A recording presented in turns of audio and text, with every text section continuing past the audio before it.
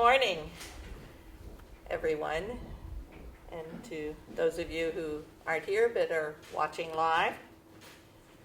As much as I am speaking to you folks in the media today, I'm also speaking to the people of Greenfield and to our city employees at this, the 6-month mark of being your mayor. So why do I count the months? Oh, why don't I? I might not have in a different time, but this year is a year to mark time and to acknowledge the road we've all traveled together. I've been inspired and enlightened by Greenfield's response to the first 6 months of 2020. And the historic challenges that it's presented. As I've said before, no single elected official could have expected or anticipated what we have all collectively gone through so far in 2020.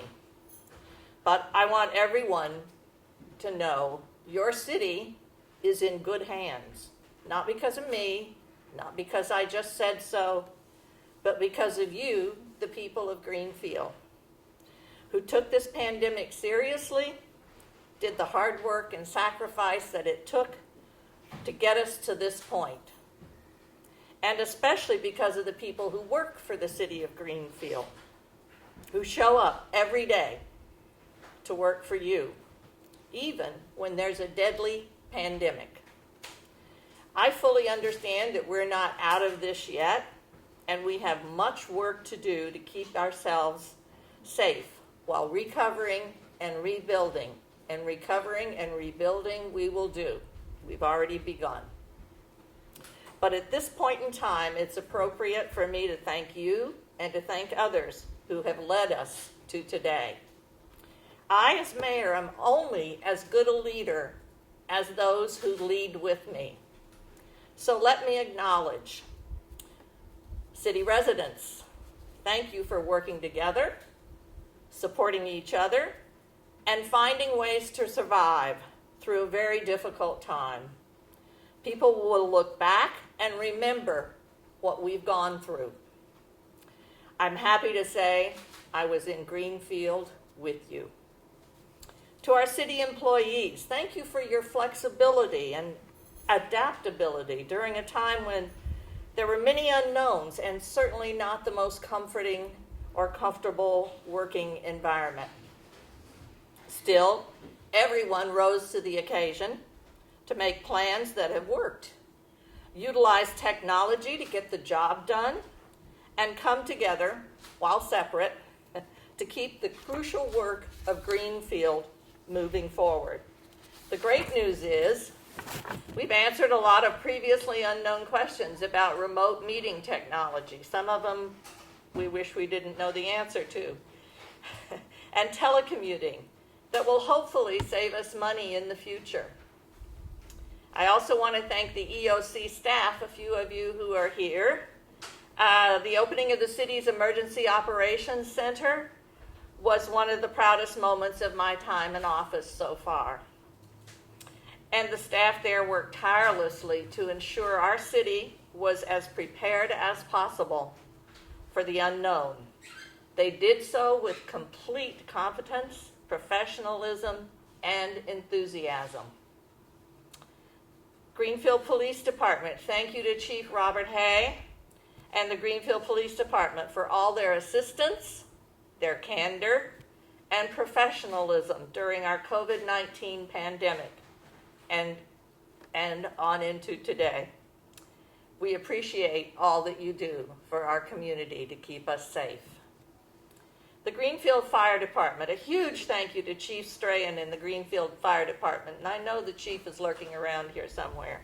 But anyway, as manager in charge of the city's Emergency Response Center at the John Zahn Community and Senior Center, Chief Strahan, through his abundant knowledge of emergency management operations, ensured that our city was ahead of the pack on many fronts. The early establishment of an EOC, an Emergency Operations Command Center, bringing in other expert colleagues from around the county, the acquisition of crucially important PPE and a regional coordinated distribution of that PPE so that the surrounding towns that have fewer resources had that available to them. None of that could have been done without your foresight and your leadership. The Greenfield Health Department. Thank you to Valerie Bird and her staff at the Board of Health, who never wavered in their professionalism and commitment to not only keeping us safe and providing us with the daily information that we needed to chart where we were during the course of this pandemic, but also to continue to do the day-to-day health department work with the minimal staff that they have so that the important work and projects of this city could go on, knowing that they had our backs in terms of health and safety. And thank you to Director Warner of the DPW and to the DPW staff, who kept DPW running throughout, keeping our drinking water safe and keeping the trash and recycling picked up. These things are often taken for granted, so you deserve a special thank you, all of you. I know you worked hard at it. Parks and Recreation, thank you to Christy Moore and the Parks and Recreation staff. You've helped us feel some sense of normalcy despite everything that's going on. And I especially want to thank you for taking on the responsibility of emergency child care for our emergency responders and first line people, essential staff. And you've had to make some very hard decisions as well about how to safely offer your services to our residents. And I want to acknowledge that, because it's hard on our residents too, not to be able to have summer camps, not to be able to have fireworks, not to do all those things that you seamlessly get done during a summer. So we're going to hope for a better next year. Veteran Services, thank you to Tim and his staff at Veteran Services for making sure our veterans in our area had access to the services that they needed. And thank you to Hope McCary of the Council on Aging and the Senior Center and her staff for letting us, one, take over the John Zahn Center for our EOC for many, many weeks, and while still reaching out to support our seniors on a daily basis. As you might imagine, many of our accomplishments in this first 6 months were COVID-19 related, and many were not. I refer you to the handout for the complete list, but I do want to call attention to a couple of them. In January, I call it BC, DC, AC. Before COVID, during COVID, after COVID. So BC, January, mind you, it was one short month before we began to prepare for COVID-19, which took up the bulk of our time this year. I eliminated Saturday pay parking and eliminated the school resource officer from the police department budget. By early February, we were planning our response to the pandemic, and not a moment too soon, as we now know. In March, I declared a state of emergency, allowing us to access FEMA and MEMA funds and other funding in order to have the resources to keep us safe while responding to the onslaught and effects of the virus on our community and on our economy.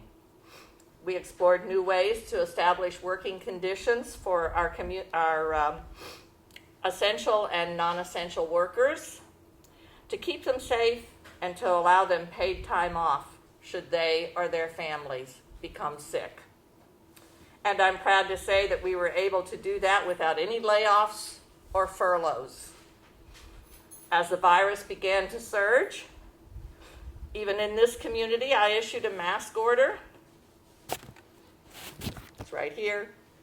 I prefer not to wear it when I'm trying to communicate with people. So, I issued a mask order, and we established a homemade mask program that had given out well over 700 masks to residents and city employees, and I want to thank everyone, every single person who was responsible for giving us those masks. We began contact tracing in March, and we're one of the first communities in Western Massachusetts to do so. We continue to do that and likely will until we reach phase 5, whenever that is. As we began to flatten the curve, which we essentially have done, we've largely achieved that for the time being, we began to think of recovery and how to help our small businesses that had been hit so hard. I'm going to, right now, turn the conference over briefly to MJ Adams, our Economic and Community Development Director, so that she can tell you about the ways in which we've helped many of our businesses through a loan program that we established, and to give you some further updates about how we continue to prepare for the future. So, you want to come up here?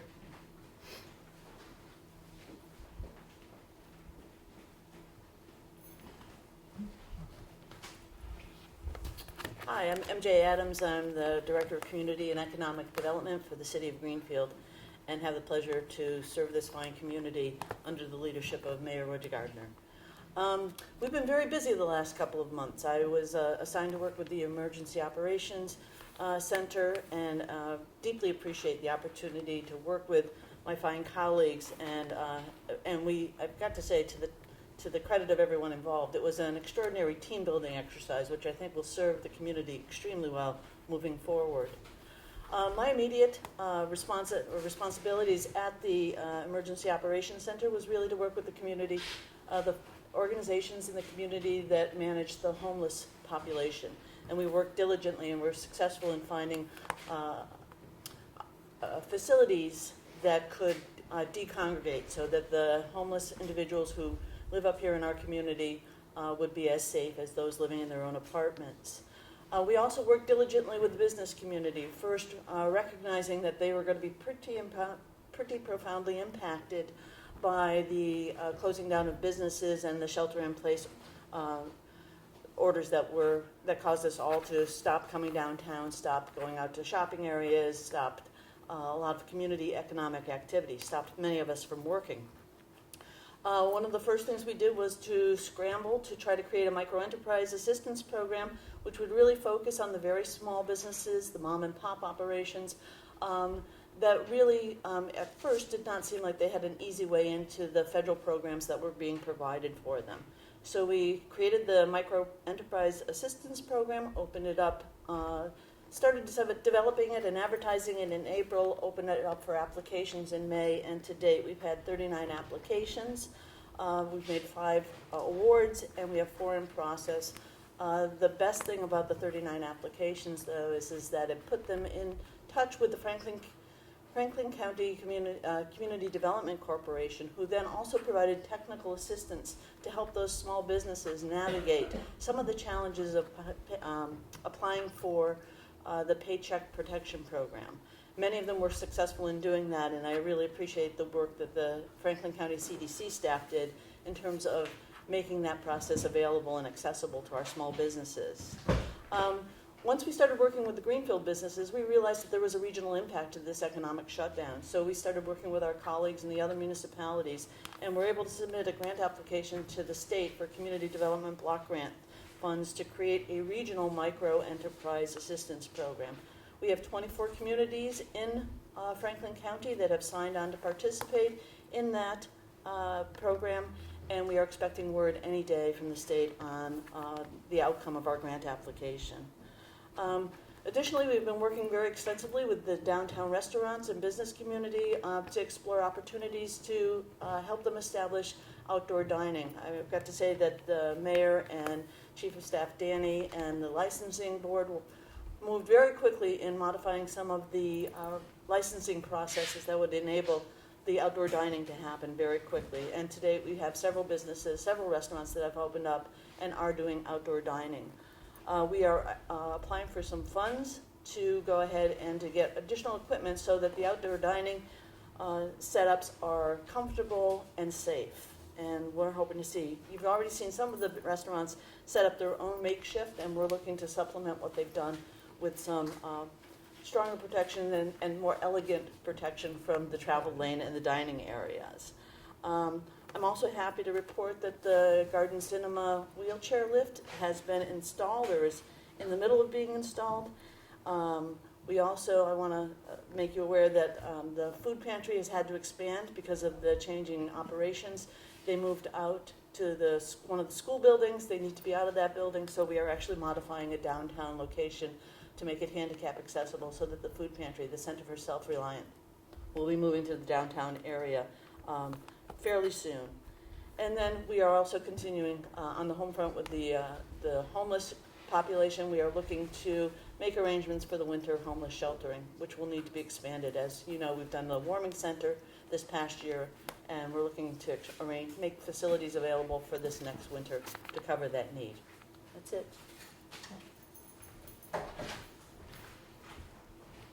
Thank you, MJ. That's quite impressive. I know for a fact there's more, but more will be revealed as we go on. So, as for the future,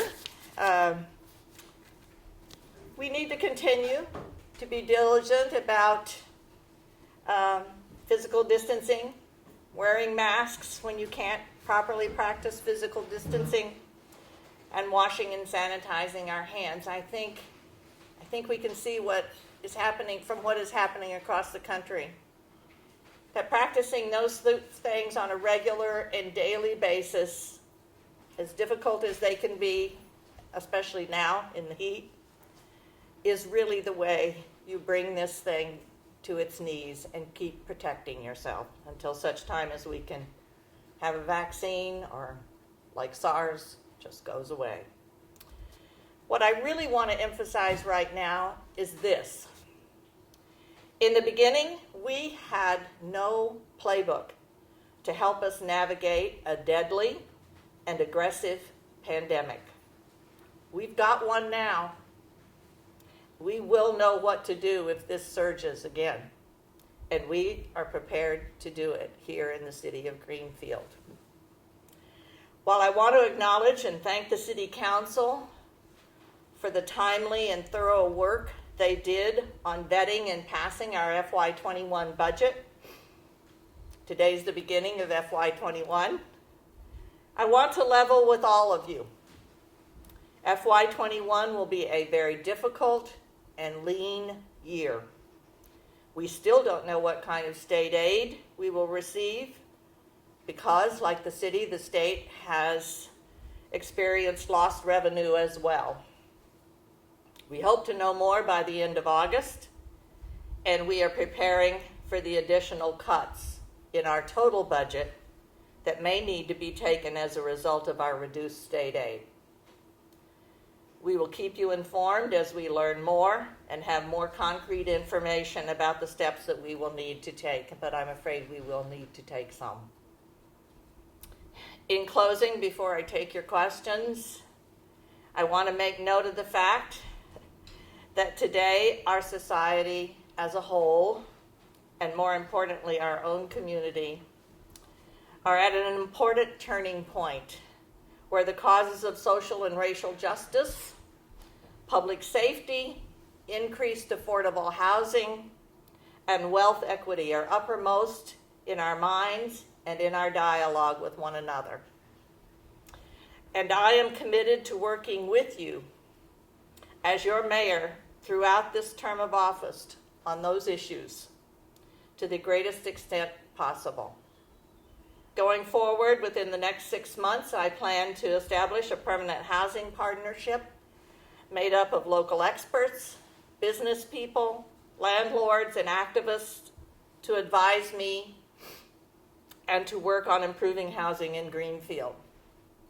I am currently in discussion with Police Chief Robert Haig about how how he and his officers can create greater trust and communication through a more focused and community policing. I think that's it. I am happy to take questions, and if you have them. I have a question about the school resource officer. Yes. My understanding is that that's required under state law, and the school committee and the city side of the budget haven't decided what to do about that moving forward. You took it out of the budget, and I'm wondering if you're rethinking that now, given the fact that it is required. So your question was about the school resource officer, the fact that it's required under state law, and what might we be thinking about going forward, understanding that there is that requirement. My understanding of the state law is, in a sense, the history of it is there was a point in time a while back when we were all very concerned about school safety, and we still are. But, it goes back a few years now. So one solution was, let's have a member of the police force within the schools to help ensure that if anything dangerous or bad happened, that they would be there as a resource in order to quell whatever might be happening or to make recommendations about how to go forward.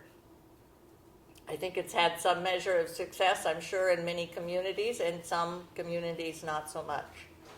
Things change, laws change, and I think that this is an important time to think about how we might be able to utilize those resources going forward in a different way. Doesn't mean we cut the public safety piece of it out. It just means that they remain in the background and available to others while we try to focus on meeting the needs of all of our students in emotional needs and challenges that face them all on a daily basis. So we will come to a conclusion on that. You're right. I'm assuming that we have a school committee meeting in the next week or so, hoping that will be on the agenda so that we can have a thorough conversation about it. So, any other questions? I have one other cop question. So far, the city council has not brought forward any effort to reduce the police budget. If that happens and it comes to your desk, will you sign it or veto it? Well, they can't actually reduce the budget at this point in time. The budget is set for FY21. What happens with budget discussions for FY22 is an open question. So, as far as I know, there's no plan to reduce the FY20 budget any further than it has already been reduced. Is that it? I have one more, if you don't mind. Sure. This is the last one I'll ask. Go for it. The fourth quarter property taxes were due the 29th. Yeah. And I know that there are people in Greenfield right now, some of whom are opening their tax bills and seem somewhat dismayed at the increases and are concerned that those increases are going to continue. Do you have a message for the taxpayers of Greenfield regarding property taxes moving forward? Well, I'm grateful for those of you who did come in between May 1st and June 29th, which was Monday, and paid your taxes. And it's my understanding that maybe all but 100 or thereabouts people have done that. And that's not unusual. Almost every year we have someone who struggles to pay their, 100 or so people who struggle to pay their taxes. Hopefully it gets done over time without too much of a burden. As far as the conversation going forward about increased taxes, I do want to call your attention to the fact that we work very, very hard not to keep our budget in line. And I want to acknowledge the really hard and difficult work that the school committee and the superintendent did to also bring their budget in line so that we could go into FY91 with a full budget intact. As I said earlier, we don't know what will happen. But I do want to make sure that people understand that we worked very hard in doing that to keep your taxes at a reasonable level. It's always going to increase until we can get more economic activity, and you see where we're at today because of the pandemic and things that we had no control over. Doesn't mean I'm going to stop working hard on that, but it will be with more challenges. A lot of what we have in our budget is contractual. Those increases are built in. We have 3 bargaining units going forward for FY22. Contracts expire at the end of this year, so hopefully we'll be able to hold the line in many ways on those contracts. But I can't guarantee that. People deserve to make a living doing the jobs that they do so well. So we worked hard this year not to hit the levy ceiling or to cause a 2.5 override. I will make every effort going forward to see that that does not happen. But understand, costs increase. We have no idea what the final impact of FY20 and the COVID-19 pandemic will be, both on FY21 as we go forward, but as we begin to prepare FY22. It will all greatly depend on improving our revenues. And I've been getting some good news on that, a little bit of good news on that. So hopefully we'll go into this budget season in the next few months with a clear understanding of the very basics that the city needs, and go from there. Okay, well, thank you. Thank you, all of you, and appreciate your being here. And as I said, I appreciate all of you who helped get me to this point. Thank you.